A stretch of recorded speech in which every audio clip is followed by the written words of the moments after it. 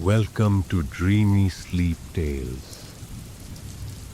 Tonight, dear listeners, let the gentle patter of rain on window panes guide you into a world where shadows hold secrets and every drop carries a whisper of mystery. In this story, you'll journey with Miles Carter to a forgotten Victorian mansion, the Rain House, where time bends, memories stir, and the lullaby of a century-old storm beckons you deeper into its hidden heart. As you nestle under your blankets, allow your imagination to drift through moonlit corridors and down winding staircases. Feel the cool stone under your fingertips, the soft glow of lantern light against peeling wallpaper, and the hush that falls just before the thunder. Find a comfortable position. Take a slow, steady breath and let the rain's rhythm soothe you. In a moment, our tale begins, where every creak of floorboard and flicker of candlelight will pull you into a dreamscape, both haunting and heart-stirring. Close your eyes if you wish, or keep them on the words as they appear. Either way, prepare to be carried away by the restless lullaby of the Rain House. The rain began just after dusk, sluicing against the asphalt in sheets that seemed to erase the world beyond the windshield. Miles Carter squinted through the torrent as he steered his rented SUV down the narrow country lane. The GPS, blinking, searching, offered no comfort. Only the eerie suggestion that a signal might never return. Far from the bright lights of Boston, he was a structural engineer chasing a job opportunity. But tonight, the job was the last thing on his mind. He rounded a bend too fast, tires skidding on the slick surface. A low moan of protest rose from the engine, and the vehicle lurched sideways into a shallow ditch. Rain sluiced into the open window as Miles jammed the brakes. The engine coughed twice, then went silent. He sat for a long moment, heart hammering. Finally, he exhaled, slid out into the deluge, and waded through the mud to inspect the damage. The front wheels were buried. Even if the engine would turn over, he'd never make it back onto the road. Miles slung his duffel over his shoulder and trudged back toward the road, rain soaking through his jacket.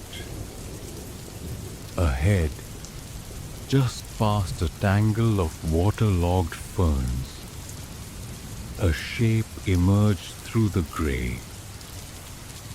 an old wooden sign, half rotted and swathed in vines.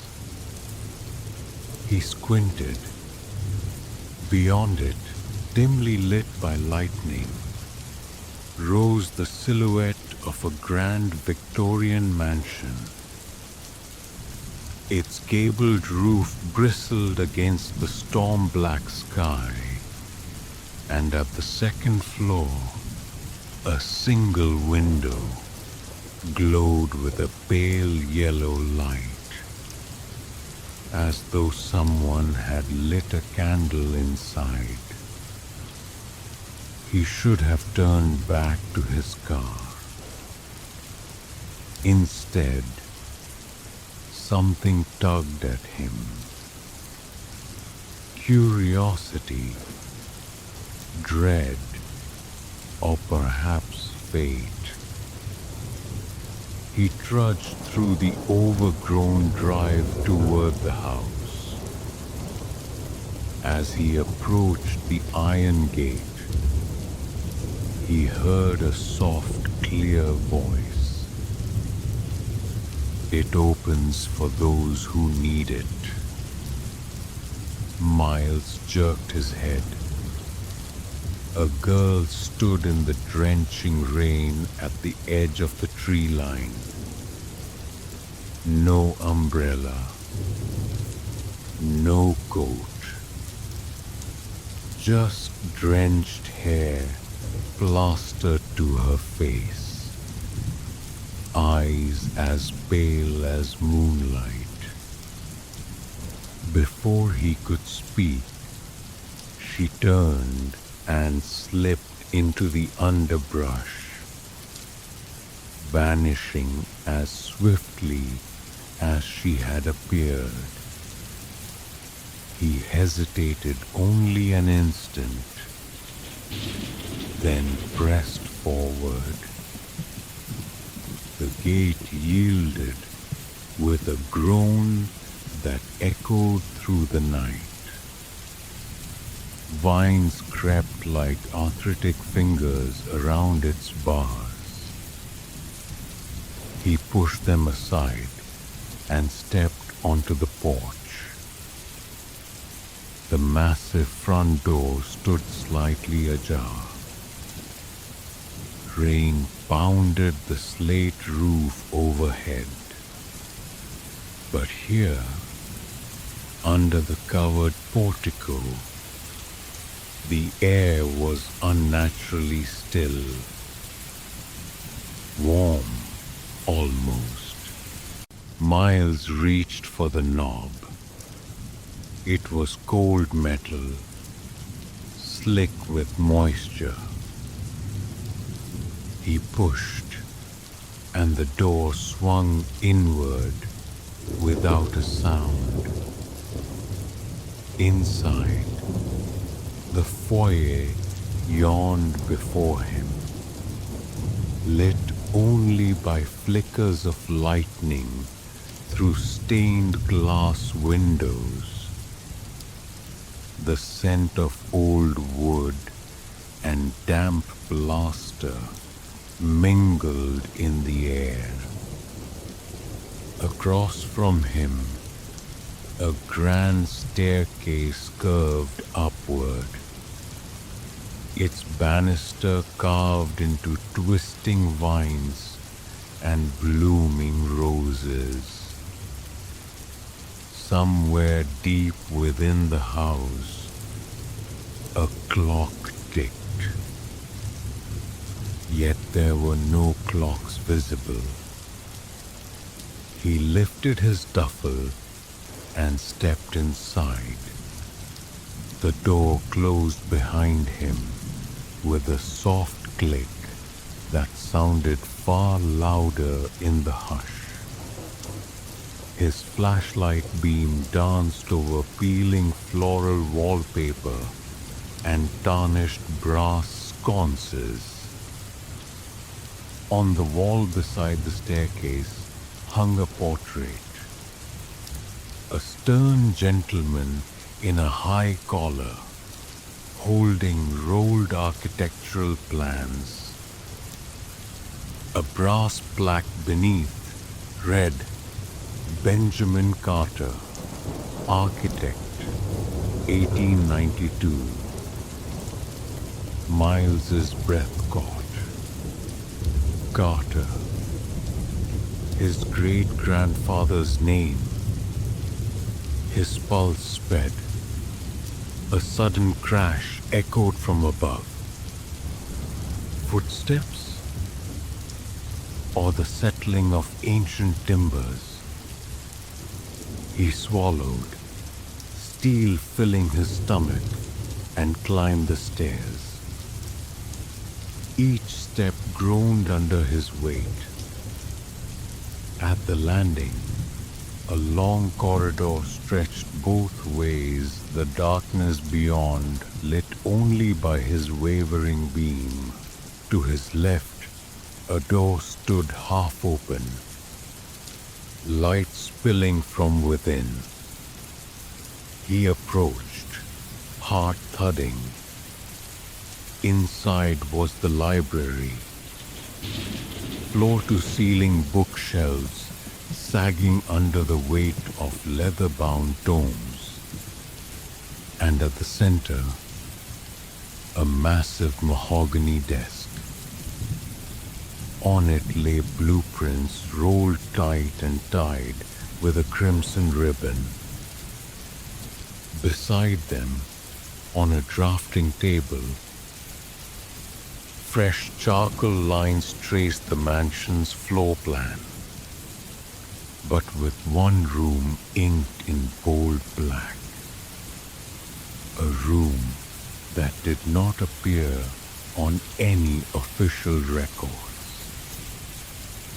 He knelt and untied the ribbon. The first sheet revealed a floor plan signed M. Carter, dated October 3rd, 1892. Miles's hands shook.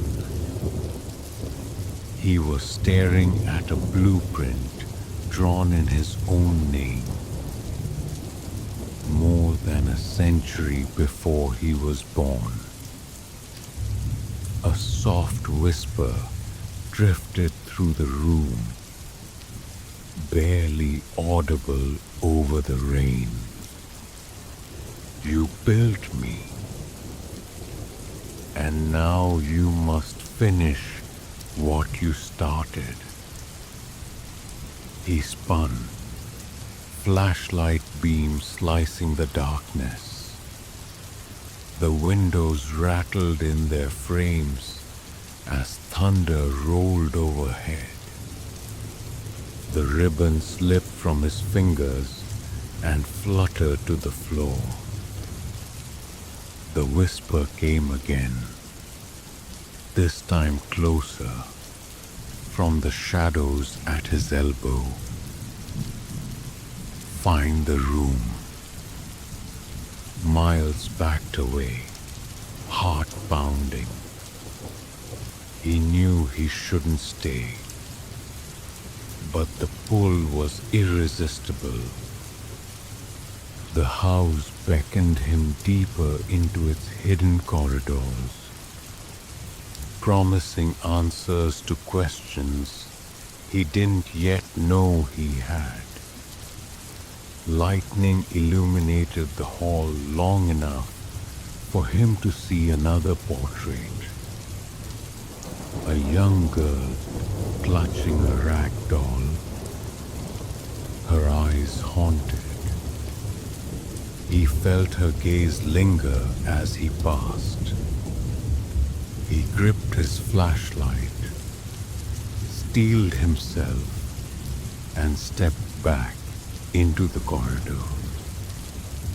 Somewhere ahead, behind a door that wasn't supposed to exist, lay the secret of the rain house and the fate that awaited him.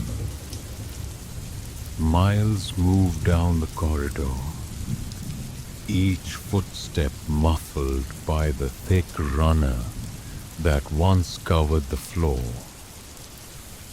The hush was absolute, broken only by the relentless rain pounding on the roof and the steady drip of water somewhere beyond a wall.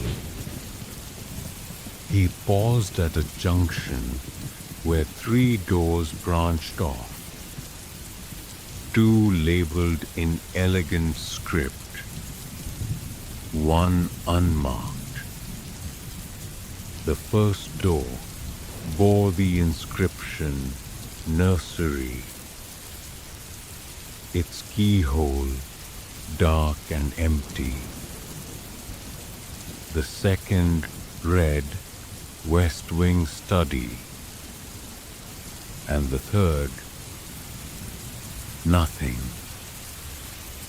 His pulse quickened. The unmarked door was the one the blueprint had circled. He approached the nursery first, partly out of habit. Children's rooms held memories, clues. Pushing it open revealed peeling pastel wallpaper, a chipped cradle with a broken wheel, and a faded rocking horse. Moonlight filtered through the wet glass, cast long shadows that clung to the corners. He swept the flashlight beam around the room. A scattering of porcelain dolls, their eyes cracked and staring. A sudden creak behind him made him spin. Nothing but the hallway. He closed the door softly. The click louder than he intended. Back in the corridor, he stood before the unmarked door. The wood was darker here, almost black, the grain swirling like tendrils. He reached out, hand trembling, and tried the knob. It turned smoothly. Inside, the air was colder. The flashlight revealed a small, immaculate study,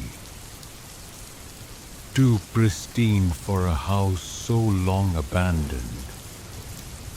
A single oak bookshelf lined the far wall, its books neatly pressed into leather spines. A globe sat on a pedestal in the corner, its surface etched with continents that no longer existed. In the center stood a chair turned away, as if someone had just vacated it. On the desk rested a heavy ledger, bound in crimson velvet, its edges trimmed with brass. Miles opened it. The pages were filled with names and dates, entries spanning generations of Carters, each one crossed out. The final entry dated today's date, with his name scrawled in elegant handwriting. Miles Carter, consumed by the rain house. His breath caught. He slammed the book shut. A distant thunderclap rattled the window panes. He turned to leave, but the chair creaked. Slowly, It spun around on its own, revealing an empty seat draped with a mourning shawl. The fabric rippled, though there was no breeze. A single phrase fluttered through the study. Soft but clear. Sit. Miles stumbled back, knocking the door frame. His flashlight flickered, then steadied. He shone it on the ledger, now blank, as if never written in. His own entry gone, as if the house had swallowed it. He swallowed hard, heart hammering in his ears. The walls seemed to pulse, breathing.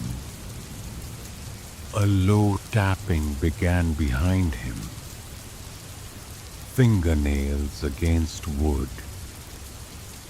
He whirled around, flashlight sweeping the room, but nothing moved. The tapping continued, louder, more insistent. It was coming from the bookshelf. He stepped forward, spine rigid with dread, and ran a trembling finger along the spines until he found one volume that rattled when tapped. Without thinking, he pulled it. With a groan, the bookshelf swung inward, revealing a narrow spiral staircase descending into darkness. The tapping stopped the moment the stone steps came into view, swallowed by shadow. Miles's flashlight hovered over the opening. From deep below, he heard whispering, voices in soft chorus, like children chanting a lullaby, discordant and wrong. He knew with a cold certainty that the staircase led further into the heart of the rain house. A final flash of lightning illuminated the study one last time, and Miles saw, etched into the wood of the desk, a message he couldn't unsee. Clutching his flashlight, Miles stepped onto the staircase and descended into the unknown, each step carrying him deeper into a secret older than his own blood, and into a darkness that would not let him leave so easily. Miles descended the spiral staircase, the beam of his flashlight bobbing over slick stone walls, slick with condensation. Each step felt colder than the last, as if the air itself had grown chillier the deeper he went. The chanting, the lullaby, grew louder, a warped comfort that prickled his skin. At the bottom, the stairs opened into a low-ceilinged corridor carved from raw stone. Water dripped steadily from overhead, pooling at his feet. The flashlight revealed alcoves recessing into the walls, each containing A small porcelain figurine, children frozen mid-play, their features impossibly detailed and unnaturally lifelike. He swallowed. The nursery upstairs had dolls. Here, they were statues. He knelt beside one, a girl clutching a doll like the one in the portrait he'd seen. Her eyes gleamed with glossy terror. He shivered and turned away. Ahead, the corridor split into two tunnels. To the left, a faint amber glow pulsed like a heartbeat. To the right, the lullaby's whisper coalesced into a single phrase. Come home, child. His instincts screamed to retreat, but curiosity and some deeper pull drove him toward the glow. He chose the left tunnel. The passage widened into a vast chamber, its walls lined with water-stained frescoes depicting the rain's power. Villagers huddled beneath storm clouds, weeping, praying. Towering waterfalls cascading into voids. A silhouette of a hand, huge and spectral, reaching down from the sky. At the center of the chamber stood a stone pool, its black surface perfectly still, reflecting the flickering light of unseen torches. Miles hesitated at the pool's edge. He knelt to peer into its depths. At first, he saw only his own tired face staring back. Then, the water shimmered, rippling into a vision. A little girl crawling across a nursery floor, her doll tucked under one arm. The rain lashed the window panes behind her. She stopped, looked up, and smiled sadly at the glass. The vision rippled again, and the girl vanished, replaced by another scene. Two men, architect and apprentice, hammering spikes into floorboards. Their faces were shadowed, but the older man's hands were unmistakably those of Benjamin Carter. Heart pounding, Miles licked his dry lips. He reached out to touch the water, but recoiled as coldness shot through his fingers. A soft sob echoed off the walls, as if the chamber itself wept. Behind him, a door in the stone wall creaked open. He spun, flashlight cutting a path toward the new entryway. But the chanting had vanished. Instead, the hush was oppressive, waiting. He stood slowly. The door led upward via a narrow stair hewn directly into the rock. its treads slick with moss. Above, he could see the faintest sliver of moonlight. His mind reeled.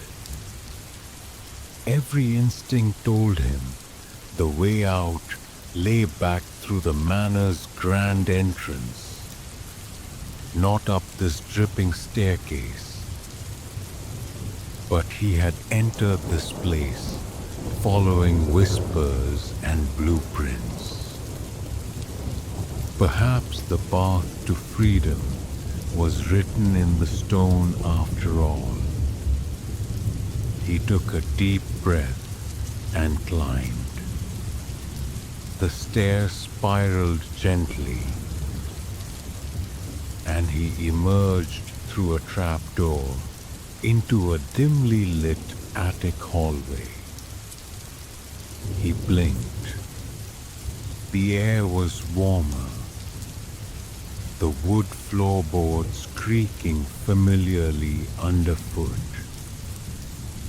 The soft glow of rain-patterned windows lit a row of closed doors.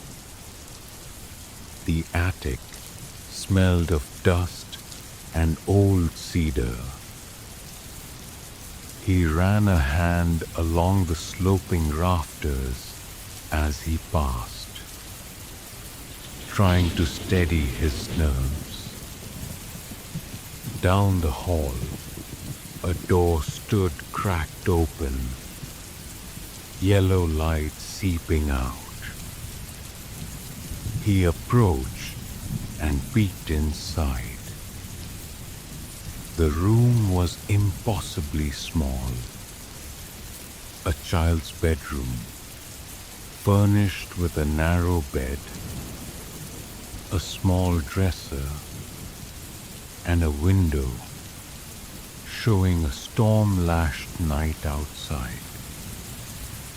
On the bed lay a porcelain doll, its eyes closed as though sleeping. Next to it, a journal lay open, its pages fluttering despite the still air. Compelled, Miles stepped inside. He picked up the journal. The writing inside was spidery and old. October 3rd, 1892. They said the storm was the only way to call her back.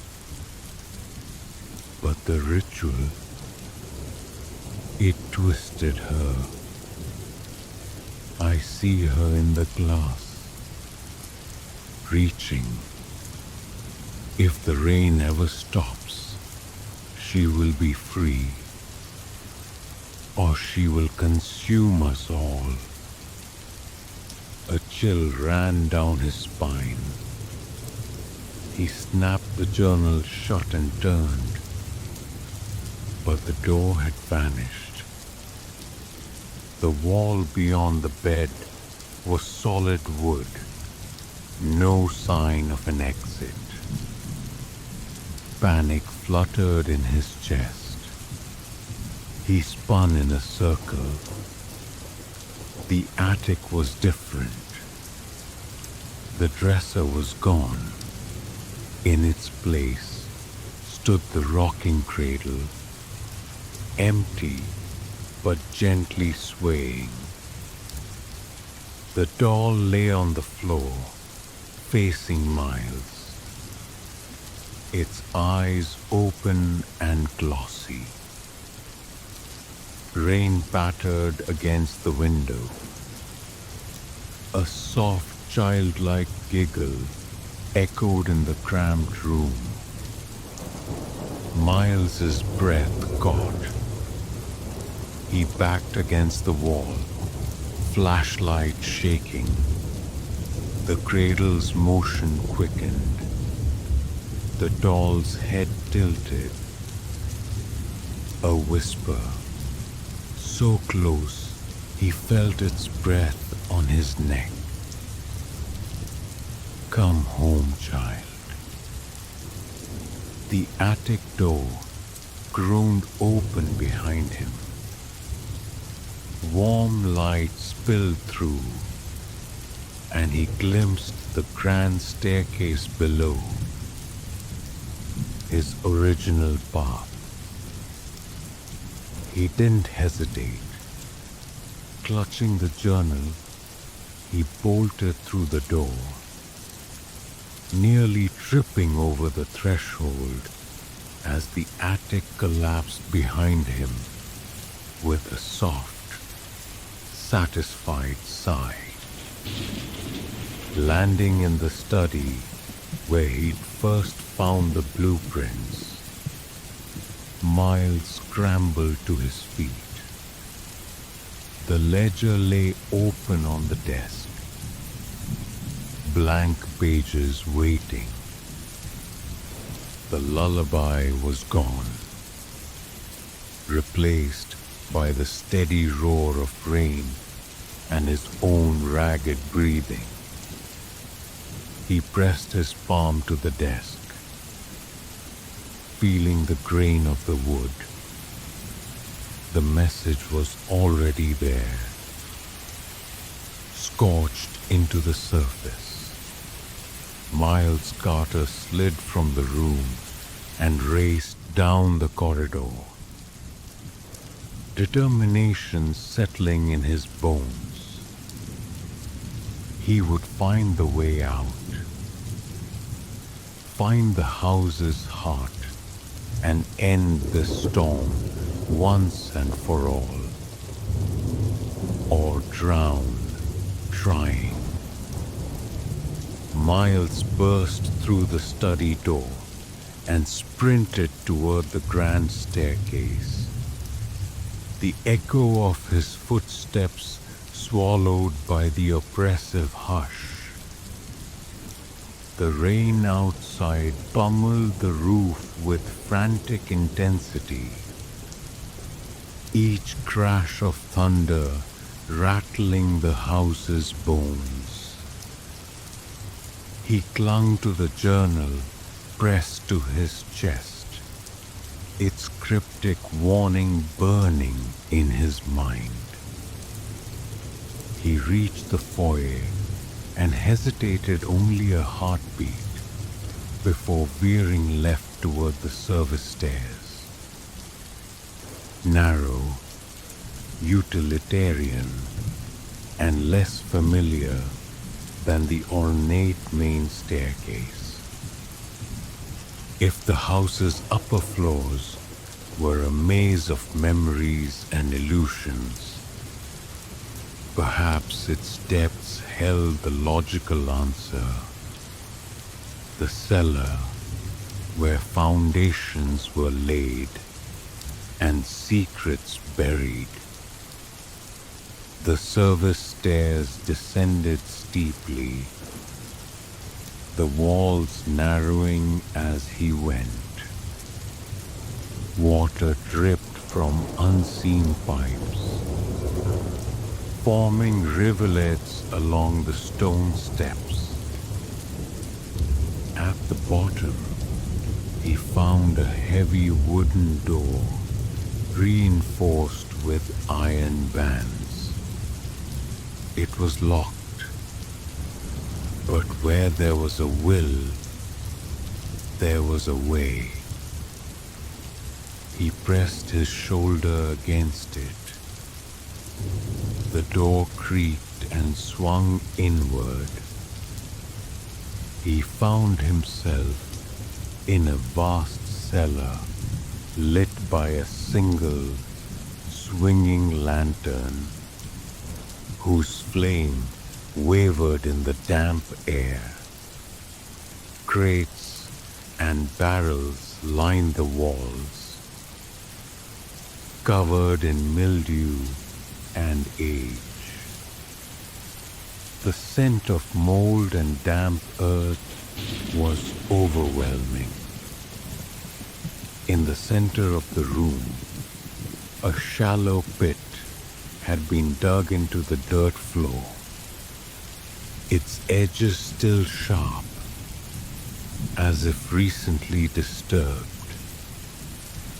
Miles switched on his flashlight. It illuminated the cellar in stark beams. On the far wall, an old iron ring bolted just above waist height. Beside it, a length of thick, frayed rope coiled beneath. Broken boards and scattered tools lay nearby. His breath caught. The cellar wasn't just for wine or provisions. It had seen darker work. He approached the pit. Mud still clung to its sides, and at the bottom lay fragments of porcelain, the same glossy dolls from the upper chambers, shattered as though thrown down in fury. He knelt, running a gloved hand over the shards. Blood stained some of the pieces, a deep, brown-red crust. Miles swallowed hard. This was no mere architectural curiosity. It was a tomb for something terrible. Above the pit, scratched into the stone wall in ragged letters, was a name. Elira. His pulse thundered. Elira.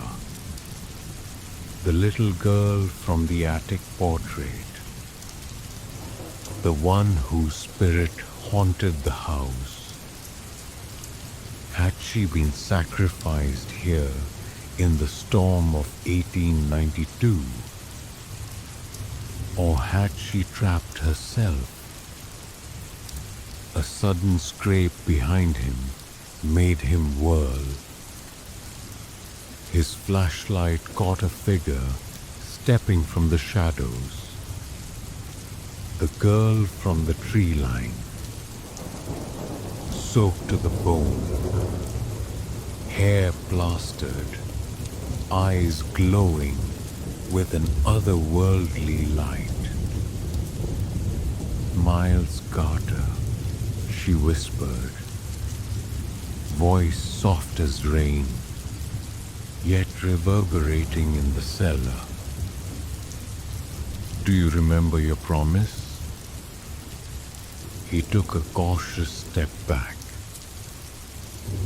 Promise? She pointed at the rope. The ritual. She needs to go home. Only you can open the floodgate. His heart pounded. What floodgate? The storm door, she said, turning. It's down here, where earth and rain meet. Open it, and you'll set her free. Seal it, and the house will keep her. But you'll stay too. Rain pattered through cracks in the ceiling, drawing thin lines of light. Miles glanced at the ring and rope. A floodgate. A mechanism to release water. He understood. The house was built over a spring, and the iron ring likely controlled its flow. By pulling the rope, he could redirect the spring into the pit, and perhaps into some hidden channel, washing away the curse. But the other choice, sealing the floodgate, meant bolting the house forever. trapping Elira's spirit and possibly his own. He swallowed, glancing at the girl. "Why me?" he asked. She smiled sadly. "Because you carry his blood.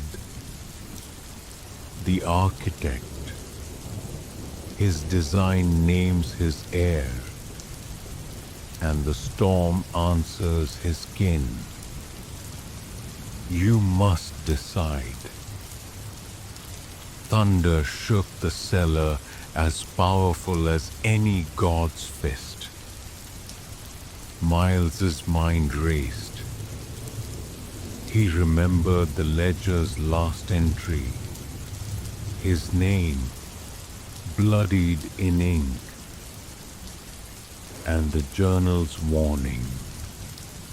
If the rain ever stops, she will be free, or she will consume us all. He slid the journal from his coat, opened to the last page. Scrawled across it was a final desperate note in Elira's trembling hand. "I only wanted the rain to keep me safe, but the rain became my prison."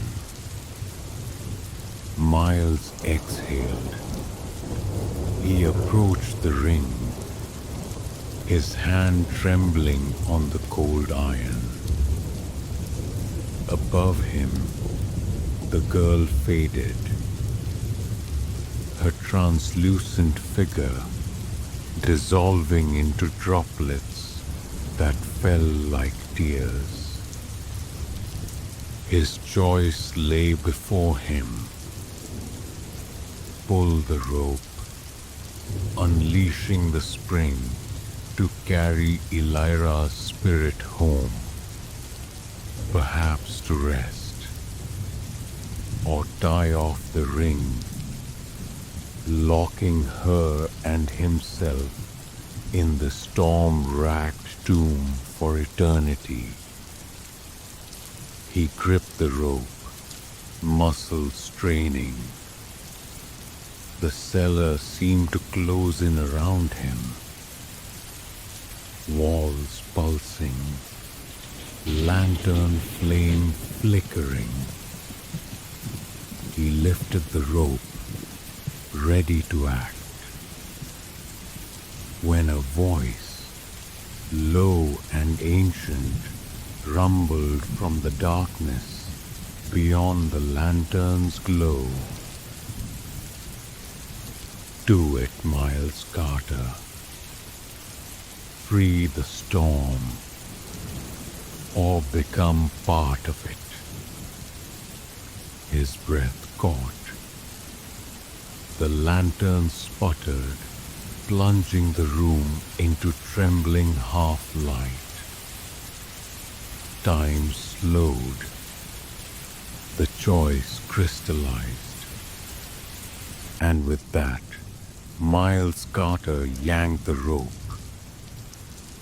The ring clanged, the bit gurgled, and a sudden rush of cold water burst from beneath the stones.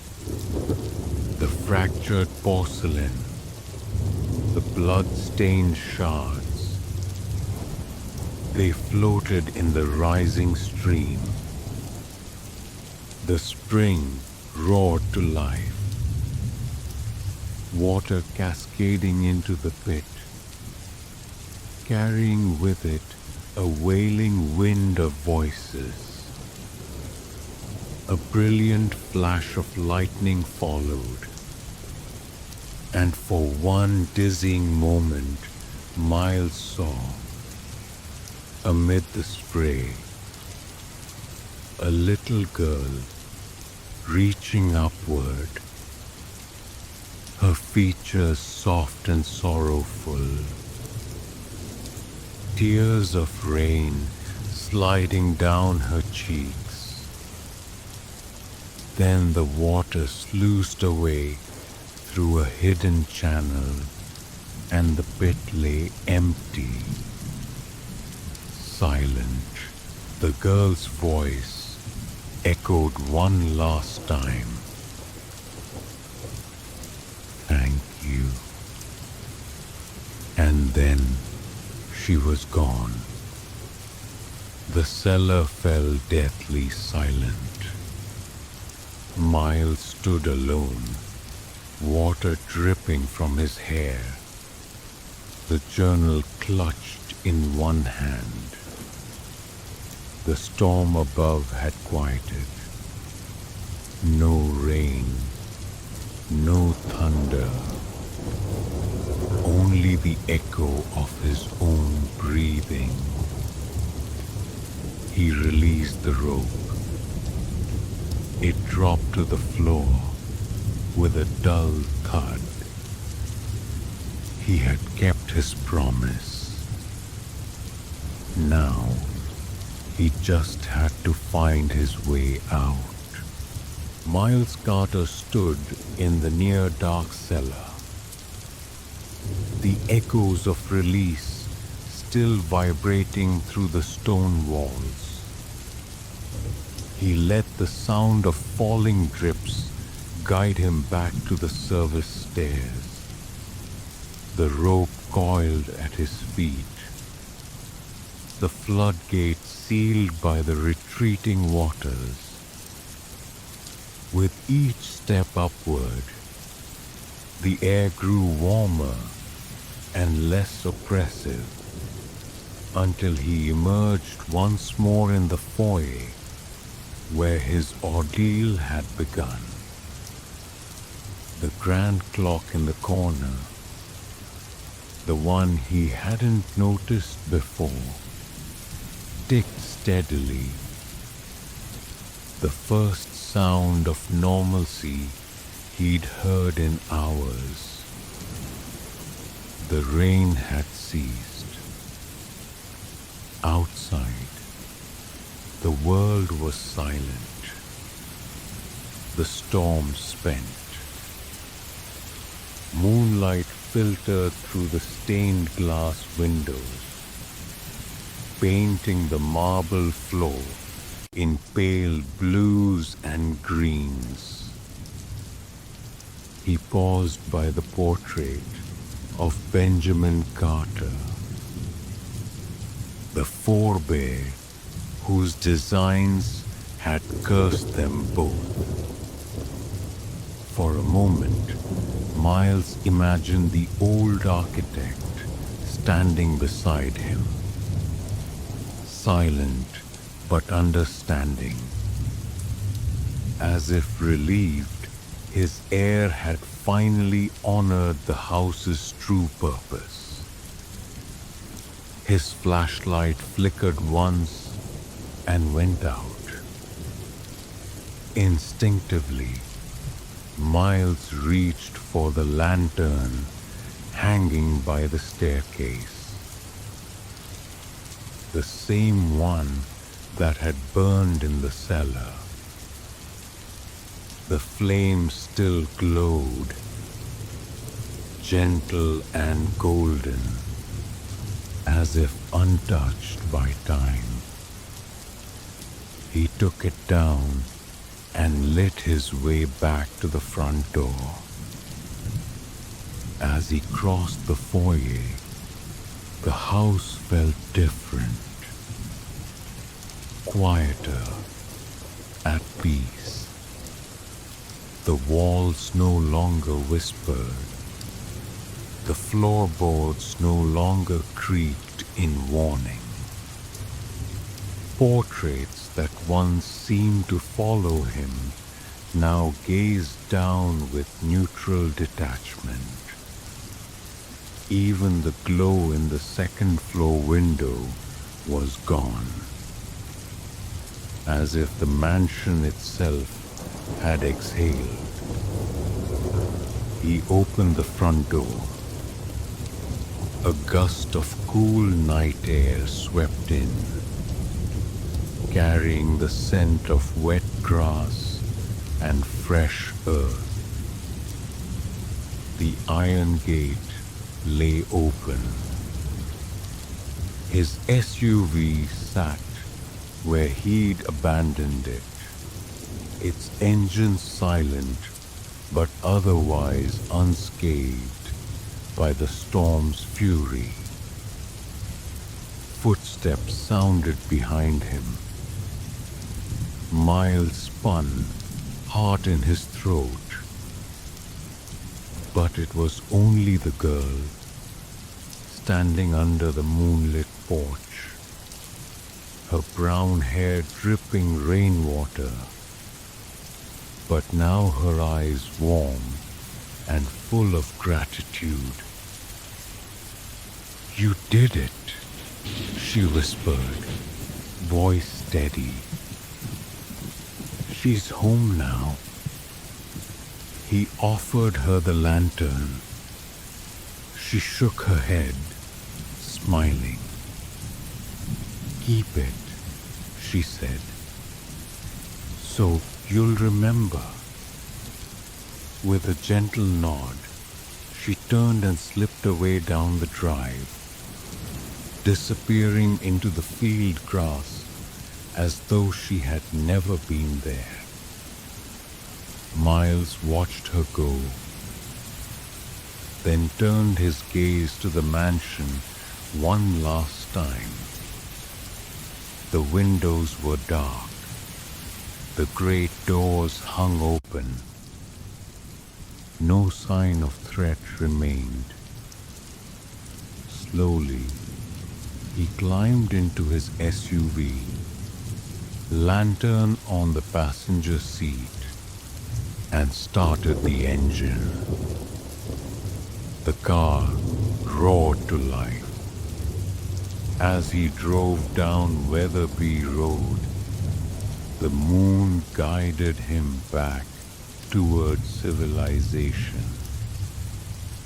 In the rearview mirror, he could still make out the silhouette of the rain house, an elegant shape against the star-dappled sky. But it felt like a dream. When he reached the first patch of street lights and cell signal returned, Miles exhaled and checked his watch. 2:17 a.m. He sent an automatic message to his firm, canceled the site visit, and saved the journal's final pages as a digital file. Not that anyone would believe them. He drove on, the lantern's flames safe in his memory. A promise kept. And though the rain had ended for now, he knew in his blood that storms could return. But so long as the rain house stood and a Carter remained, its secret would endure.